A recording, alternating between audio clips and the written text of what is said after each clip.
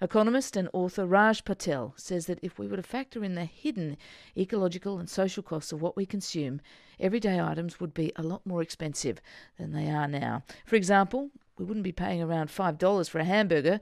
A much more accurate estimate, if you took into account the cost of all the various ecosystems involved in production, would be closer to $200. I'm not sure if that includes the beetroot and the cheese, but we can ask Raj in a moment.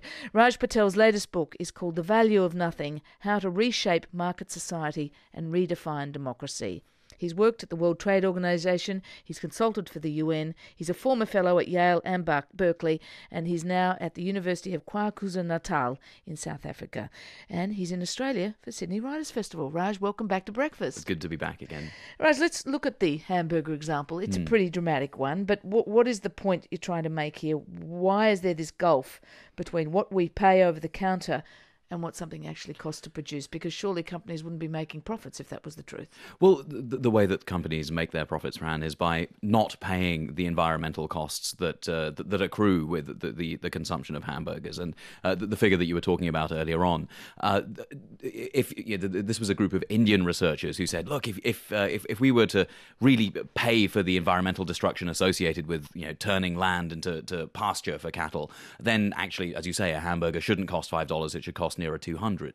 But that doesn't include, for example, the tomatoes. In the United States, tomatoes are picked by people who live in conditions of modern slavery, and the costs of paying them are driven down to pennies per day in order for burgers to be... Tell us about the tomato growers. Where and what conditions? Well, in southern Florida, in an area called Immokalee, there are, since 1997, there have been over 1,000 people freed from conditions of modern-day slavery, freed by the same laws that abolished slavery in the United States, freed from conditions of being chained up in the back of work trucks. gangs and things like that. Yes, absolutely, and being forced to buy things from the company store. So, for example, after a day of working in the fields, picking pesticide-ridden tomatoes, you want to wash your hands, but they charge $5 for a shower. The work gang leaders charge $5 for a shower, and so some workers have found that it's cheaper to wash your hands in bleach than to pay $5 for a shower. Okay, but I suppose the cost you're factoring into this $200 price tag for the hamburger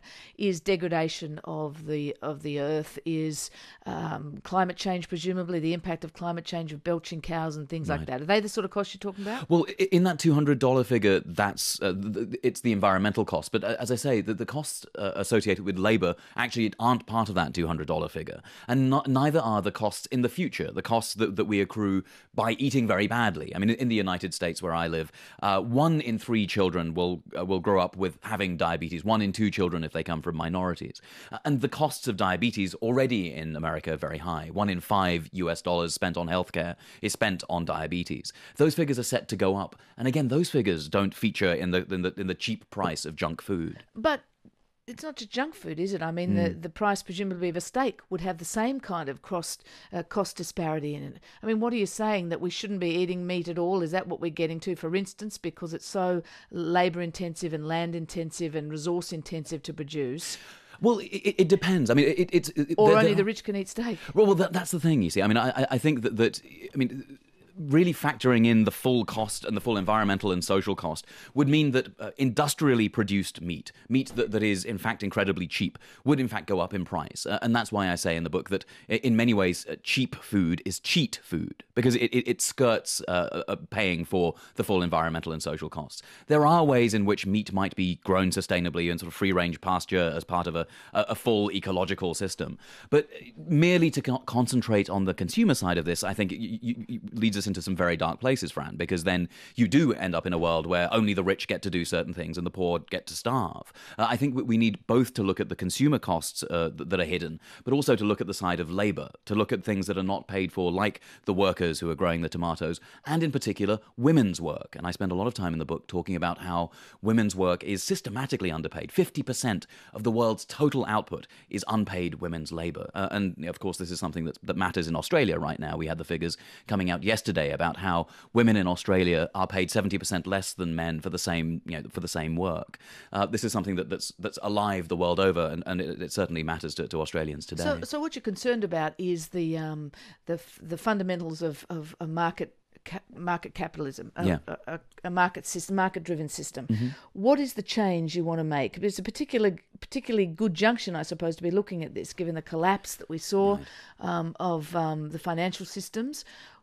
At this point, what do you think the world should be doing differently?